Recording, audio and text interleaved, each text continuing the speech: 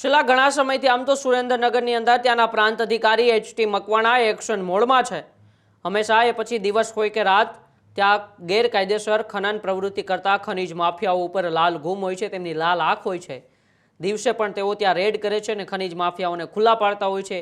રાત્રિના સમયે પણ એચ.ટી. મકવાણા હંમેશા એક્શનમાં રહેતા હોય છે અને રાત્રિએ પણ એ ખનીજ માફિયાઓને ખુલ્લા પાડતા હોય છે। આ બધા વચ્ચે છેલ્લા કેટલાય સમયથી તેઓ જે અમદાવાદ નેશનલ હાઈવે ઉપર જે ગેરકાયદેસર રીતે હોટલો ખડકેલી છે, વર્ષોથી જે હોટલોએ સરકારી જમીન ઉપર દબાણ કર્યું છે તેની ઉપર બુલડોઝર ચલાવી રહ્યા છે। 5-6 દિવસ પહેલા પણ કેટલી હોટલો ઉપર તેમણે બુલડોઝર ફેરવી દીધું હતું ને લગભગ 1,27,00,000 જેટલી જમીનને ખુલ્લી કરી હતી। 8 એકર જેટલી જમીનને ખુલ્લી કરી હતી અને ફરી એક વખત હવે એચ.ટી. મકવાણા એક્શન મોડમાં આવ્યા છે અને ગેરકાયદેસર રીતે ચાલતી 4 હોટલો પર બુલડોઝર ફેરવ્યું છે। ત્યારે સમગ્ર ઘટના બાબતે એટલે કે જે કાર્યવાહી તે કરી રહ્યા છે એ બાબતે એચ.ટી. મકવાણા શું કહી રહ્યા છે અને ગેરકાયદેસર હોટલો જે છેલ્લા કેટલાય વર્ષોથી આ ધમધમી રહી છે તેમની ઉપર કેમ અત્યાર સુધી કોઈ કાર્યવાહી નથી થઈ તેની જ આપણે ચર્ચા કરવી છે। છેલ્લા કેટલાય સમયથી એચ.ટી. મકવાણા એ ગેરકાયદેસર જે હોટલો છે અમદાવાદ રાજકોટ નેશનલ હાઈવે ઉપર જે હોટલો ગેરકાયદેસર જમીનની અંદર ધમધમી રહી છે તેમની ઉપર કાર્યવાહી કરે છે। અચાનક તેઓ ત્યાં પહોંચી જાય છે અને હોટલો ઉપર જેસીબી એટલે કે બુલડોઝર ફેરવી દે છે। આ પહેલાં પણ 4 જેટલી ગેરકાયદેસર હોટલો પર તેઓએ બુલડોઝર ફેરવ્યું હતું। ત્યારે આજે મધરખડા ગામના પાટિયા પાસે એક હોટલ તોડી પાડવામાં આવી હતી। 5 એકરમાં બનેલી ગેરકાયદેસર હોટલ એચ.ટી. મકવાણા ખુદ ત્યાં પહોંચ્યા હતા અને તે હોટલ તોડવામાં આવી હતી। અમરદીપ નામની હોટલ પર એચ.ટી. મકવાણાનું બુલડોઝર ફર્યું હતું। તો છત્રજીત રાવતુ ખાચરે જે હોટલ બનાવી હતી તે પણ અત્યારે સામે આવી રહ્યું છે। લાંબા સમયથી ગેરકાયદેસર હોટલ બનાવી પૈસાની કમાણી કરતા હતા તેની સામે હવે ચોટીલા પ્રાંત અધિકારીને ખબર પડતા જ તેમણે તરત કાર્યવાહી કરી છે। છેલ્લા કેટલાય સમયથી ચોટીલા પ્રાંત અધિકારી હંમેશા એક્શન મોડમાં જોવા મળી રહેતા હોય છે। હંમેશા તેઓ લોકો ઉપર કાર્યવાહી કરતા હોય છે, પછી ગેરકાયદેસર ગમે ત્યાં બંધાણ હોય કોઈની પણ એ આજીજી નથી સાંભળતા, કોઈની ધમકીથી નથી ડરતા। 1 પણ રૂપિયાની લોભ લાલચ વિના તેઓ પોતાની ફરજ પ્રત્યે નિષ્ઠાથી કામ કરી રહ્યા છે। તે વિસ્તારની અંદર ભૂમાફિયાઓને તેમને છેલ્લા કેટલાય સમયથી ખુલ્લા પાડ્યા છે। આ બધા વચ્ચે હવે ફરી એક વખત ચોટીલાના પ્રાંત અધિકારી એચ.ટી. મકવાણાની કાર્યવાહી સામે આવે છે અને કાર્યવાહી તેઓ ગેરકાયદેસર રીતે ચાલતી હોટલો સામે કરે છે।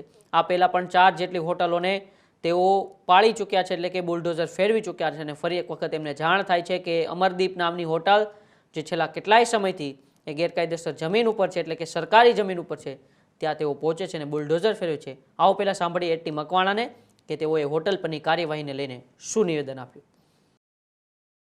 ચોટીલા સબ ડિવિઝન હેઠળના ચોટીલા તાલુકાની અંદર ખાસ કરીને નેશનલ હાઈવે 47 ઉપર જુદા જુદા દબાણકર્તાઓએ વર્ષોથી સરકારી જમીનો ઉપર જે મોટા પ્રમાણની અંદર તદ્દન ગેરકાયદેસર રીતે બાંધકામ કરીને હોટલો ચલાવવામાં આવે છે તે દબાણની ડ્રાઈવ છે એ છેલ્લા 5 દિવસથી ચાલુ છે અને એ દબાણ દૂર કરવાની ડ્રાઈવ અંતર્ગત આજે અમારી નાયબ કલેક્ટર પ્રાંત ચોટીલાની ટીમ અને મામલતદાર ચોટીલાની સંયુક્ત ટીમ દ્વારા નેશનલ હાઈવે 47 ઉપર ચોટીલા અમદાવાદ હાઈવે ઉપર અમરદીપ હોટલ કે જે મગરીખડા ગામ ખાતે આવેલી છે, જે સરકારી સર્વે નંબર 86 પૈકી એક ઉપર કે જે કુલ ક્ષેત્રફળ 10 એકર છે, જેમાં 5 એકર ઉપર મોટા પ્રમાણની અંદર આ અમરદીપ હોટલ દ્વારા બાંધકામ કરવામાં આવેલું હતું અને સાથે સાથે એક પંચરની દુકાન, ટોયલેટ, બાથરૂમ બ્લોક, પાણીનો ટાંકો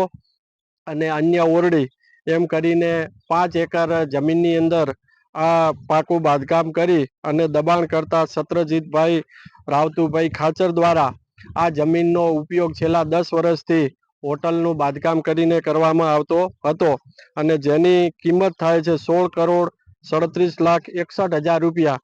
આ તમામે તમામ દબાણને આજે દૂર કરવામાં આવેલું છે અને દબાણ દૂર કરી અને મામલતદાર શ્રી ચોટીલા દ્વારા આ સરકારી જમીનનો કબજો છે એ કબજો મેળવી લેવામાં આવેલ છે।